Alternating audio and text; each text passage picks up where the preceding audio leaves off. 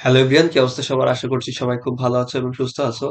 তো তোমরা অনেকে আমাদের কমেন্ট বক্সে অনেকবার জিজ্ঞাসা করছো, প্লাস আমাদের ইনবক্সেও মেসেজ দিছো যে ভাইয়া আপনি বাকৃবিতে কেমন মার্কস পেয়ে এগ্রিকালচার পেয়েছিলেন, আপনার পজিশন কত ছিল, বাকৃবিতে চান্স পেতে পজিশন কেমন লাগে বা কাট মার্ক কত লাগে, এটা নিয়ে অনেক অনেক কোশ্চেন আমি তোমাদের অনেকে মেসেজ দিয়ে বলেছি বা বিভিন্ন কমেন্টে রিপ্লাই দিয়েছি। তো এত বেশি কোশ্চেন আসার কারণে আমার পরবর্তীতে মনে হলো যে না, বিগত বছরে কেমন কাটমার্ক ছিল, কেমন পজিশনে কোন ভার্সিটিতে হয়েছে, ওইটা নিয়ে একটু অ্যানালাইসিস করি, ঠিক আছে?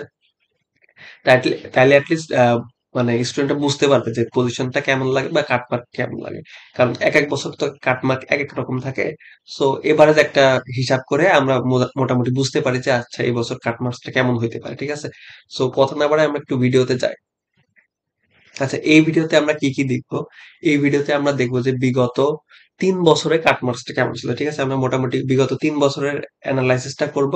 এরপরে দেখবো যে কৃষিগুচ্ছে কাটমার্কসটা কেমন হয়, বাকৃবিতে কেমন হইতে পারে, বাকৃবিতে অনেকের ইচ্ছা থাকে যে এগ্রিকালচার পাইতে কেমন কাটমার্কস হইতে পারে। তারপরে বাকৃবি ডিভিএম এ অনেকের স্বপ্ন থাকে, সেক্ষেত্রে কাটমার্কসটা কেমন হইতে পারে। এরপরে সেক্রিবির এগ্রিকালচার পাইতে কেমন হইতে পারে, কারণ সেক্রিবির এগ্রিকালচার নিয়ে তোমরা জানো যে একটা হাইপ থাকে। তারপরে হচ্ছে তোমার এখানে অ্যাকচুয়ালি ডিভিএম, ঠিক আছে? ডিভিএম বা এসভিএম ও বলতে পারো। সো এটা পাইতে আর কি কত মার্কস লাগে আমরা একটু দেখি।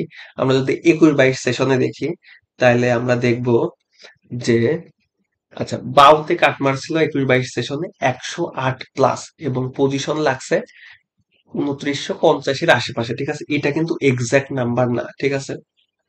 এটা এক্সাক্ট নাম্বার না, এটা কিন্তু আনুমানিক। মানে আমি যে এবার পরীক্ষা দিয়েছিলাম সেইবার কিন্তু এরকম কাট মার্কস লেগেছে, ঠিক আছে? বাউতে চান্স পাইতে, ঠিক আছে? আচ্ছা, এরপরে এগ্রি কাট মার্কসটা আমরা তার আগে দেখি একটু।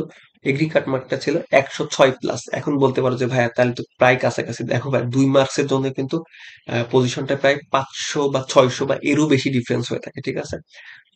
বোঝাইতে পারলাম আমি আশা করি। আর বাকৃবিতে কিন্তু যেহেতু আমরা যে এবার পরীক্ষা দিলাম সেইবার কিন্তু 3600-র আশেপাশে সিট ছিল। তো এত বেশি দেওয়ার কারণ হচ্ছে বাকৃবিতে কিন্তু সাবজেক্ট অনেকগুলা, সিটও বেশি এবং লাস্টের দিকের সাবজেক্ট গুলাতে কিন্তু অনেক বেশি পজিশন যাদের তারা মেইনলি যায়, ঠিক আছে? দ্যাটস ওয়াই এরকম আর কি আসা, এরকম পজিশন আসার কারণ, ঠিক আছে?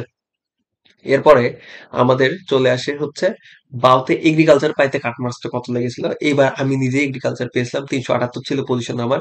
তো মোটামুটি 120 প্লাস লেগেছিল বাউতে এগ্রিকালচার পাইতে এবং পজিশন মোটামুটি 470-এর আশেপাশে ছিল, ঠিক আছে? এটা কিন্তু এক্সাক্ট না, এই জন্য আমি বারবার প্লাস দিয়ে রাখছি, ঠিক আছে? আচ্ছা, বাউ ডিভিএম পাইতে মোটামুটি 118 প্লাস মার্ক লেগেছিল এবং পজিশন 730-এর আশেপাশে ছিল।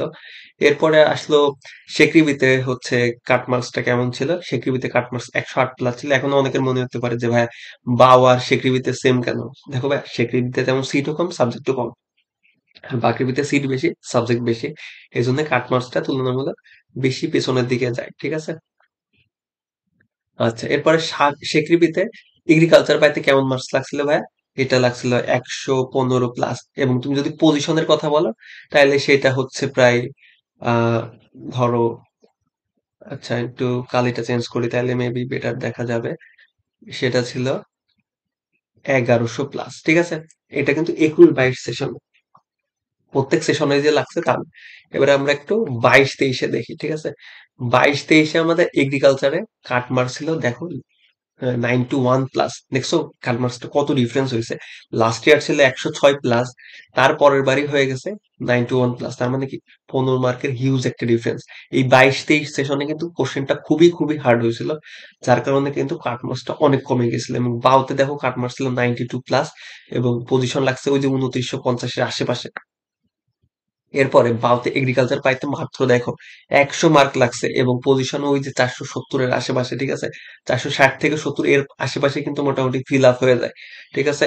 সো দেখো, 100 প্লাস কাট মার্ক, 100 মার্ক পাইলেই কিন্তু তুমি মোটামুটি বা 100 থেকে কিছু বেশি, ধরো 100.5 এরকম পাইলে কিন্তু তোমার মোটামুটি বাকৃবিতে এগ্রিকালচার পেয়ে গেছে আর কি স্টুডেন্টরা 22-23 সেশনে।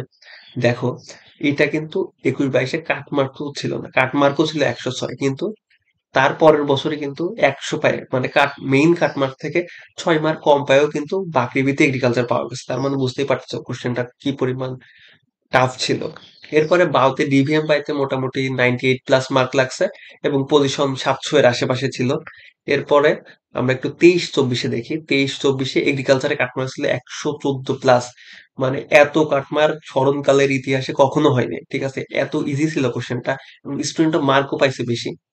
এগ্রিকালচার পাইতে মোটামুটি 121 প্লাস লাগছে। পজিশন 420 এর আশেপাশে ছিল। লাস্ট পজিশন আর কি এগ্রিকালচারে। তোমরা জানো যে লাস্ট ইয়ার এগ্রিকালচার পরীক্ষাটা অনেক পরে হয়েছে, যার কারণে আর কি পরবর্তীতে অনেকেই পরীক্ষা দেয় নাই বা যারা এক্সাম দিয়েছে তারা এগ্রিকালচারে ভর্তি হয়ে গেছে, এই জন্য কিন্তু কৃষির পজিশনটা বেশি দূর আগায় নাই। ঠিক আছে? আচ্ছা, এবার সেক্রিবিতে মার্ক লাগছে 117 প্লাস, পজিশন 900 আশেপাশে। আর ট্র্যাডিশনাল ইনফো অ্যাড করি, তুমি যে গতবার সেক্রিবিতে যদি এএসভিএম পাইতে হয়, এএসভিএম এসভিএম পাইতে হইলে কিন্তু 1300 পজিশন মতো লাগছে। ঠিক আছে?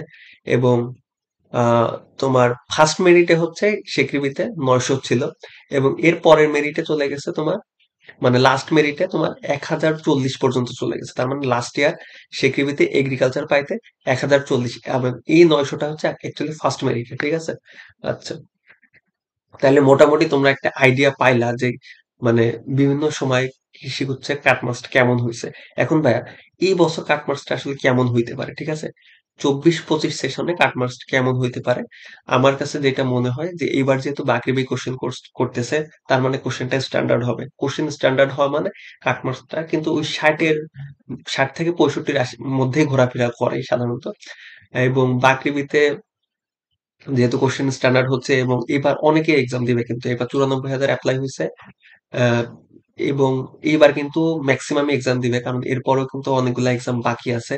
যার কারণে আমার কাছে মনে হয় যে কাট মার্কসটা হয়তো 65 এর আশেপাশে হইতে পারে, প্লাস মাইনাস 2 এরকম হইতে পারে। ঠিক আছে? এবার কাট মার্কসটা এমনই হইতে পারে, স্ট্যান্ডার্ড কোশ্চেন হলে কাট মার্কসটা এমনই হয়। আরো কম হওয়ার কথা, ধরো 62 বা 60 এমনও হইতে পারে। বাট আমি একটু বেশি দিচ্ছি কারণ এবার কম্পিটিটর বেশি, প্লাস এবার স্টুডেন্টও পরীক্ষা দিবে বেশি। ঠিক আছে? এবং যারা বিভিন্ন জায়গাতে চান্স পেয়ে যায় তারা অনেক সময় কৃষিতে এক্সাম দেয় না, কিন্তু এবার এবার কিন্তু তা হচ্ছে না, কারণ গুচ্ছের এক্সাম হয় নাই, তারপরে তোমার হচ্ছে রাবির এক্সাম হয় নাই। ঠিক আছে? খুবির এক্সাম হয় নাই, যার কারণে কাটমার্কসটা এমন হইতে পারে। আশা করি তোমরা এই ভিডিও থেকে ওভারঅল একটা আইডিয়া পেলে যে কিভাবে আসলে আহ মানে কাটমার্কসটা কম বেশি হয়েছে বিভিন্ন বছরগুলোতে এবং এইবার কেমন হইতে পারে। ঠিক আছে? এবং তোমরা অনেকে আমাদের জিজ্ঞাসা করছো যে আমাদের মানে এক্সাম ব্যাচ সম্পর্কে, এক্সাম ব্যাচের সমস্ত বিস্তারিত হচ্ছে এই ভিডিওর কমেন্ট বক্সে দেওয়া থাকবে এবং তোমরা যে কোনো দরকারে এই নাম্বারে যোগাযোগ করবে। এই নাম্বারে হোয়াটসঅ্যাপ, বিকাশ, নগদ, হোয়াটসঅ্যাপ, বিকাশ এবং নগদ এই নাম্বারে দেওয়া আছে। তোমরা আহ, আমাদের এক্সাম ব্যাচ সম্পর্কে আশা করি তোমরা একটু হলেও দেখেছো। এই নাম্বার জাস্ট 149 টাকা সেন্ড করে আমাকে একটা মেসেজ দিয়ে তুমি লাস্টে 3 ডিজিট বললে আমি তোমাকে গ্রুপে অ্যাড করে নেবো এবং এক্সাম ব্যাচ সম্পর্কে সমস্ত বিস্তারিত এই ভিডিওর কমেন্ট বক্সে দেওয়া থাকবে। ধন্যবাদ সবাইকে।